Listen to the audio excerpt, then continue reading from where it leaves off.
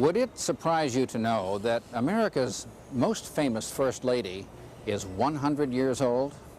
Well, she lives in New York Harbor, and today on Arts America, you're going to meet her. Dedicated in 1886, the Statue of Liberty stands as a remarkable achievement, as a work of art, as a symbol of friendship between France and the United States, and as our nation's most visible symbol for millions of immigrants who have come to these shores over the past century. Welcome to Arts America. I'm your host, John Boss. Restorations have been made to this Grand Lady of Liberty in time for her centennial birthday celebration in 1986. Won't you join us now as we take a behind-the-scenes look at the history of this remarkable statue?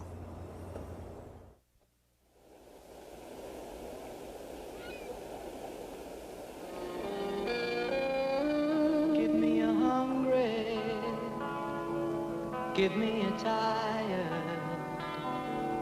give me a homeless, give me a wanderer. Give me a hungry, give me a tired, give me a homeless, give me a wanderer.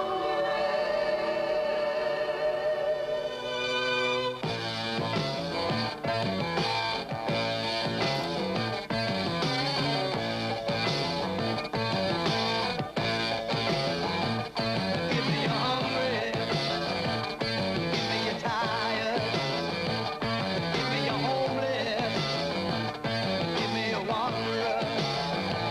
Statue of Liberty, standing in the harbor. This is America, but try a little harder.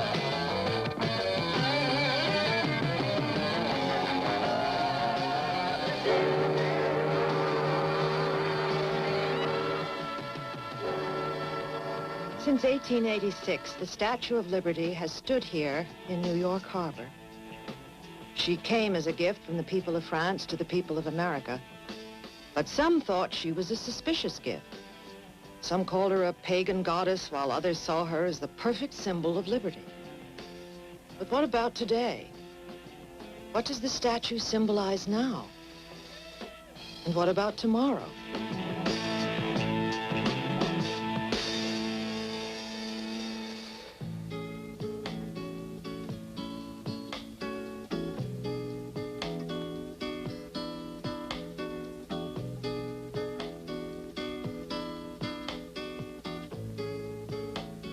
The story of the Statue of Liberty began in Colmar, part of the strategic border region between France and Germany.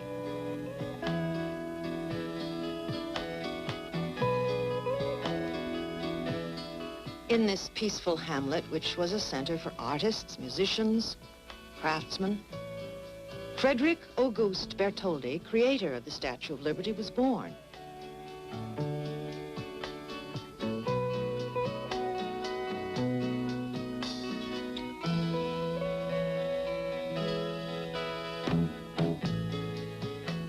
For young Auguste, childhood was a world fashioned by his widowed mother to groom him as a member of the privileged class. Auguste spent his days studying music, art, and literature. Beyond these walls, political forces were tearing France apart. The Franco-Prussian War had begun.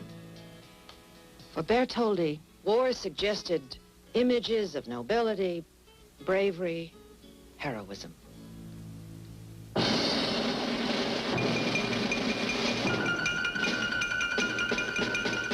Bartholdi enlisted in the National Guard. But all too suddenly, his dream of a glorious victory was smashed by the harsh reality of France's swift and humiliating defeat. Colmar was lost to Germany.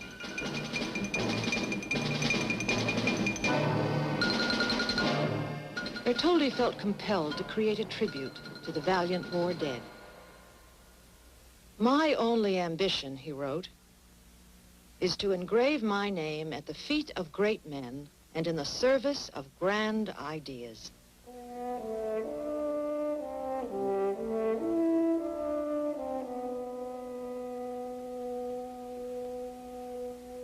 But Bartholdi did not begin his artistic career as a sculptor. At an early age, he moved to Paris, and there he began to study painting. He soon felt frustrated and incompetent, writing to his mother, "It's not working out at all." He turned to sculpture and discovered the means to harness his creative energies.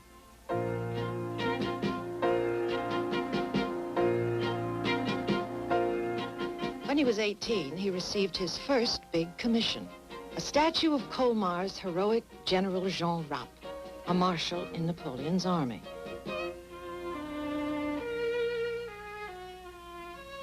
In his study is a model of his largest work in Europe, a granite lion, dedicated to the defenders of the town of Belfort, who held off the German siege force even though most of France had fallen. For Bartholdi, the lion was a symbol of France's defiance of her enemies. He was swept by the lure of size and convinced that great monuments must be built around stirring ideas. But the inspiration for the artist's most famous sculpture came in a most unexpected way. Invited to a gathering at the home of Edouard Laboulaye, he heard the Sorbonne professor discuss America. Freedom to do anything, dare anything, try anything. There you have the American social principle. Bartholdi listened as Laboulaye spoke of a monument built to memorialize the friendship between America and France. To many present, it was a passing remark, but Bartholdi was impressed, and for 7 years he thought about it. But what form should the monument take? Where should it be placed? Who would pay for it? One day, he would travel to America to find out.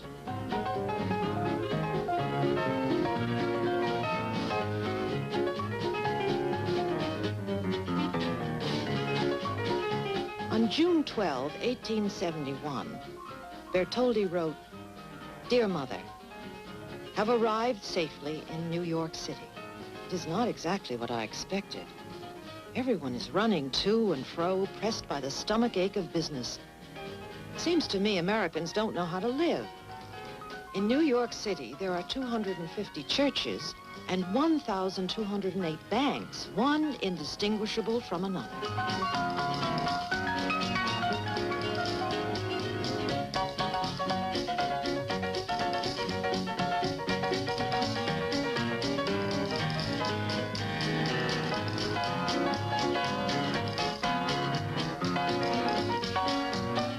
July 18.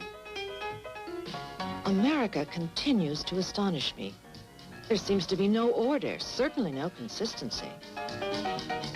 It is incredible, such growth. I cannot understand how all this happened in such a short time.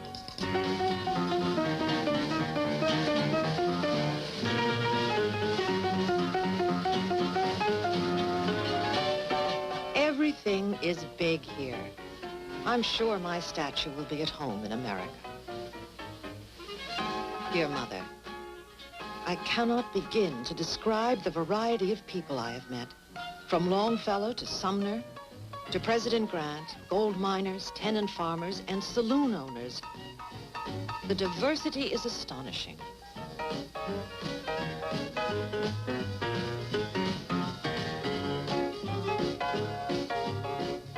I've been asked to paint a portrait of Mormon leader Brigham Young, the happy husband of 16 wives.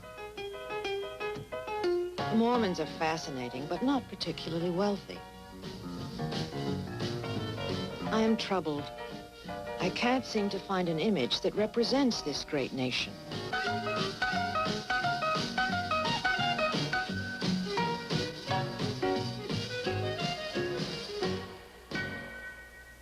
Bartholdi often poured out his hopes and frustrations to his mother about his gigantic undertaking.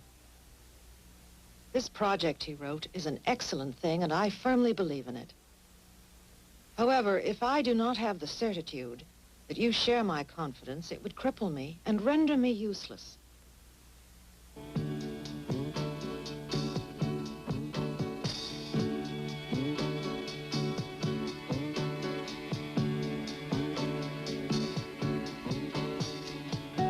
she would always be an important influence. Auguste secretly confided to friends that his mother was his model for the Statue of Liberty. His first design was based on an earlier idea for a lighthouse at the entrance to the Suez Canal, and influenced perhaps by his desire to place the statue in New York Harbor. The statue slowly evolved, a symbol for the new form of liberty he had experienced in America. But even as he worked, Bartholdi and his supporters were trying to solve another problem, which sculptors always had to face: how to raise enough money to make his dream a reality.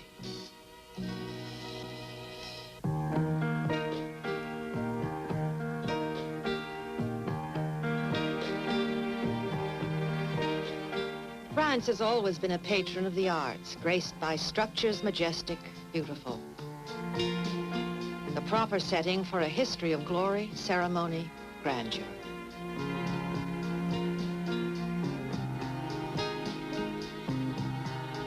But to erect his statue, a formidable task still lay ahead for Bartholdi, Laboulaye, and the fundraising committee. They had approached the traditional sources of support for sculpture: the municipalities, the central government, the aristocracy. They had scheduled public events. A special cantata, Liberté, Enlightening the World, composed by Gounod, was held at the Paris Grand Opera. Fundraising dinners and art benefits were arranged. But none of these had brought sufficient funds.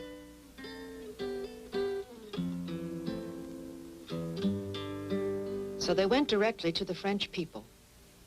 Bartholdi said, they will decide liberty's fate. A national lottery was organized. A few hundred supporters soon grew into hundreds of thousands. 1 million school children donated 300,000 centimes to the statue fund. It became a movement of the French people. Working men, tradesmen, shopgirls, students joined liberty's cause.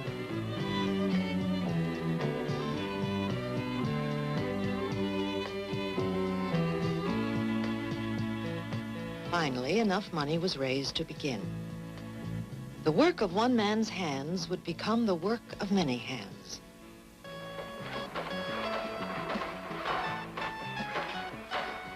But to Laboulaye, the intellectual who first suggested the monument, the statue meant more than the melding of wood, lath, plaster, and cotton.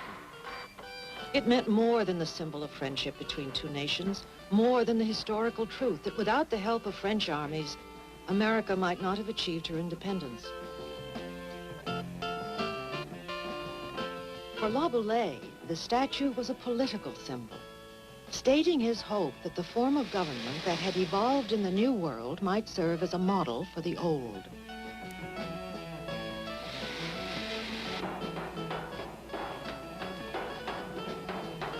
Laboulaye had written, if a monument should rise in America as the memorial to their independence, I should think it only natural if it were built by united effort, a common work of both our nations. Soon thousands of people came to Bartholdi's Paris workshop to visit Liberty's construction site, including the President of the United States, Ulysses S. Grant.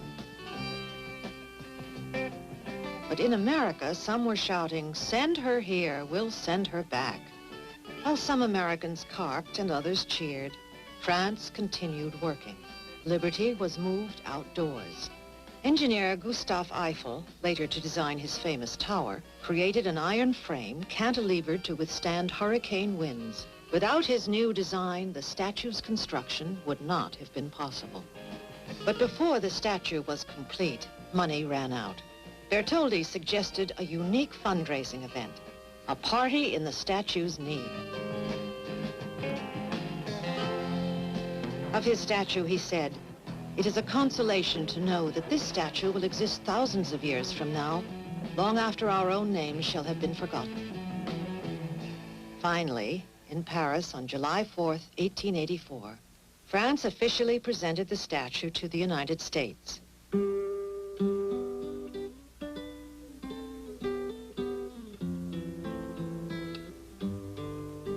But America, who had agreed to provide the statue's pedestal in New York Harbor, was not yet ready. To raise funds, the arm and torch went on exhibition in Philadelphia. Philadelphians were thrilled. The statue can rest here as a memorial to the Declaration of Independence. Americans began to embrace the idea of the statue, but faced with the prospect of paying for the pedestal, they were far from generous. The Evening Telegram satirized Americans who were acting as if they'd forgotten the statue was coming and commented with sarcasm, "We've reminded you often enough."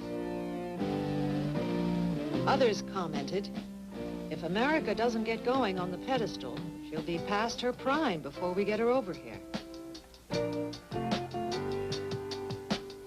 Joseph Pulitzer, publisher of The World, was angered by America's indifference. December 5th, 1884 editorial. More appropriate would be a gift of a statue of parsimony than a statue of liberty, if this is the appreciation shown. The statue was paid for by the French people. Let us respond in like manner. Let us hear from the people. The World printed the names of every donor. We acknowledge the generous contribution from the Arctic Fire Engine Company #1 of Milford, Connecticut. I have lost 25 pounds and I'm happily sending in a penny per pound. May heaven help you in your good work. It seems that New York's rich men do not.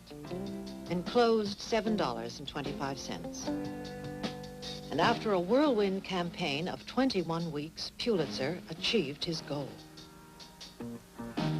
The mayor of New York declared, "When the colossal figure is placed in New York Harbor, this city will indeed be exalted among all cities of the world by modern art."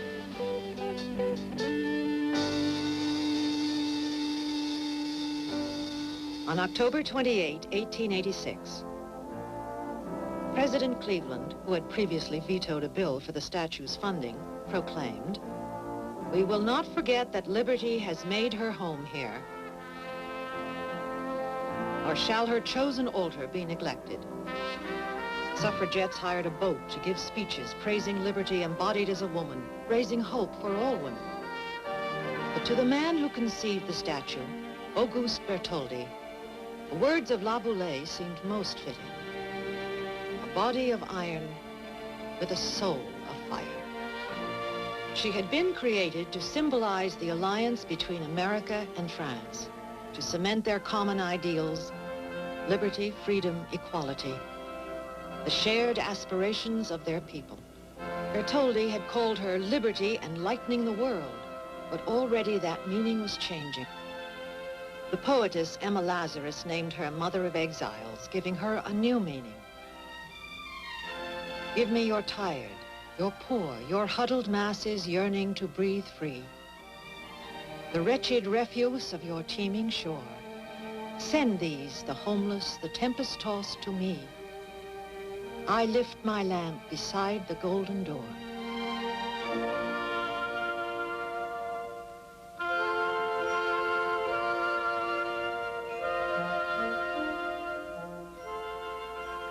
First conceived as a symbol of friendship between America and France, the statue became a symbol of liberty for thousands of refugees sailing to American shores. Ellis Island, midpoint between the homeland and the destinies the New World had to offer. Each day they came past the statue, immigrants, now landless, often penniless, willing to sacrifice homeland, family, friends, for the promise of a new beginning. The first sight of the statue still on their minds, but her meaning fading fast.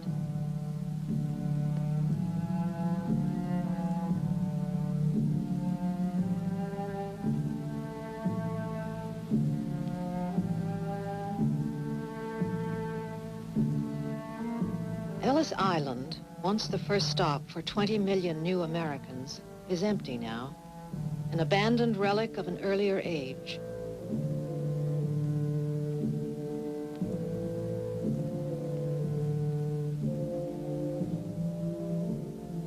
And who were these new Americans? They came from Poland and Germany, Russia, Ireland, Sweden, Italy. Everything seemed new.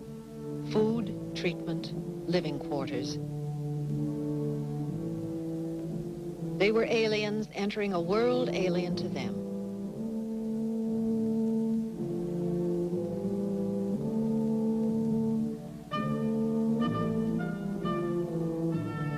Their reasons for coming were many: economic, religious, political. Most could pass through in a day.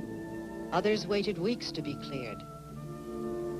Some rose to greatness as scientists, artists, as leaders in government, labor, and business. But the multitude struggled.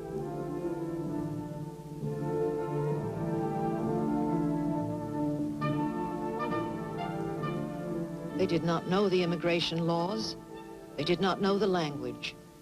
They never heard of San Francisco or St. Paul, Atlanta or Albuquerque, Chicago or Saugatuck. But they started out.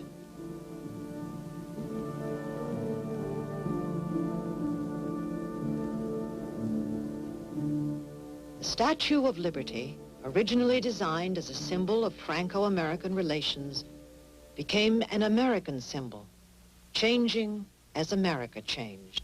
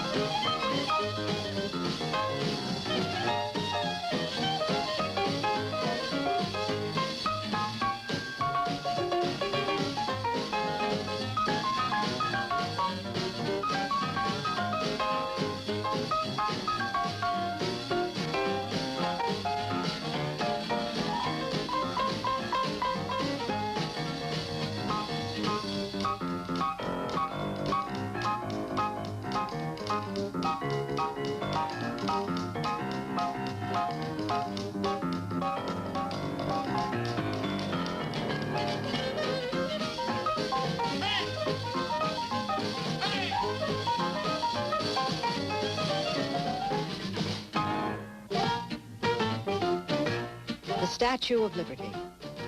To many Americans, still the nation's most popular First Lady, a legendary ambassador of goodwill. The numbers that visit her have not diminished. People come over 1 million a year from all over the world. She encompasses them all. I came here 20 years ago. The Statue of Liberty was the first thing I saw. She really has fulfilled every promise. I think it's just a tourist trap. It's commercial like everything else in America. Well, I always thought the Statue of Liberty was our special symbol for democracy. I think she's taking a beating today.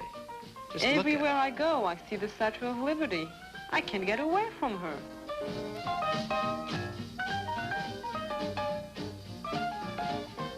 People say that she's the eighth wonder of the world, but to me, she's just a beautiful green sculpture. It was a long climb to the top, but I'm glad we did it.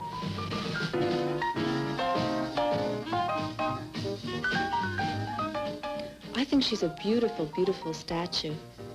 I just hope that we can keep what she stands for. I think we should.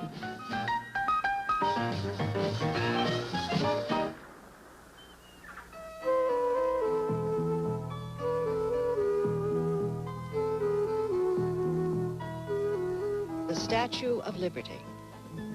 Famous lady and elusive symbol. A token of Franco-American friendship. A reminder from the old world of a political debt. An intellectual symbol for universal liberty. A birthday present for America's 100th anniversary, delivered 10 years late. The eighth wonder of the world. A place for political protest, a commercial symbol, a beacon of hope for immigrants.